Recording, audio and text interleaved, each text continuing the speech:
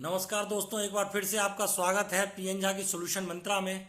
दोस्तों, पिछले बार मैंने वीडियो में ये बताया था आपको अचल संपत्ति के बारे में, इमूवेबल प्रॉपर्टी के बारे में, जो किस तरीके से लें और संरचनात्मकता सूचना का सिद्धांत मतलब डॉक्ट्राइन ऑफ कंस्ट्रक्टिव नोटिस के बारे में।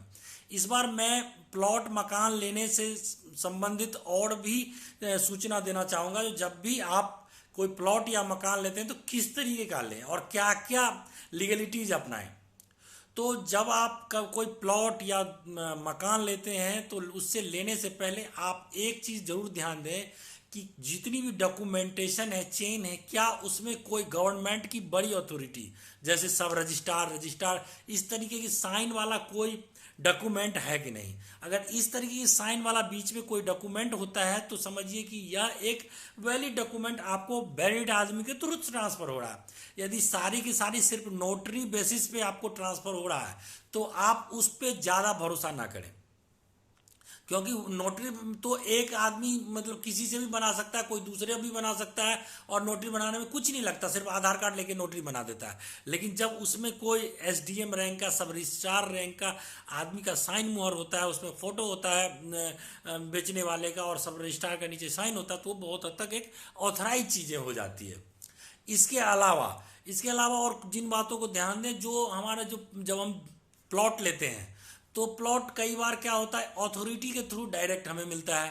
तो अथॉरिटी कभी भी अपने आप से नहीं देती, वो भी तो किसी से, किसान से लेती है, और कई बार किसान डायरेक्ट बेच लेता है। तो कई जगह ये रूल होता है, जैसे दिल्ली नोएडा के आसपास ये नियम होता है कि कोई भी किसान डायरेक्ट किसी भी व्यक्ति को जमीन नहीं बेच सकता है। अगर वह किसी को बेच दिया तो वो जमीन उसी को लाल डोरा जमीन के नाम से जानते हैं, जो लाल डोरा जमीन होता है, मतलब उस पे कानूनी हक जो है वो आपको नहीं मिल पाया। वह कानूनी हक आपको तभी मिलता है यदि वह अथॉरिटी को बेचता और फिर अथॉरिटी आपको बेचती। तो इस तरीके से क्या हो जाता है, वह जमीन आपका हो तो जाता है, आप उस पर रहते तो हैं, लेकिन कभी भी जो पार्टी बेचने वाला है उसके बीच मतलब आगे की मतलब संतति, आगे के संतान अगर आपसे छीनना चाहे तो बहुत रूप तक वो वैलिड हो जाता है, क्योंकि अथॉरिटी के पास जो मेनली प्रूफ है वो उसी के नाम से होता है। तो जो लाल डोरा टाइप जमीन होता है वह ज़्यादातर हमारे लिए या लेने वाले बायर के लिए पूरा अधिकार नहीं देता है, काफ़ी हद तक उसमें बंदिश होती है। तो सबसे पहले ये ध्यान रखें, जो या तो अथॉरिटी से डायरेक्ट लें या नहीं तो जो जमीन आप ले रहे हैं उसमें कहीं ना कहीं किसी अथॉरिटी का साइन हो।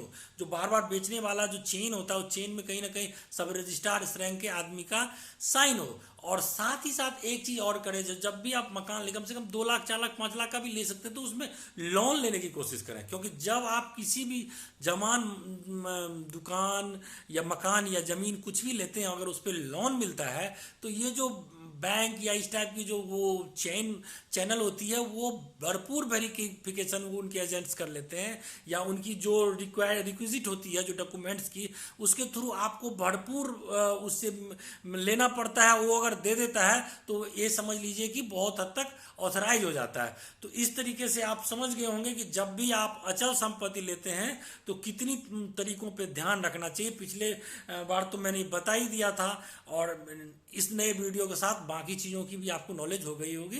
तब तक के लिए धन्यवाद। चैनल को सब्सक्राइब कीजिए, आगे लोगों तक हमारी इन्फॉर्मेशन को पहुंचाइए। धन्यवाद।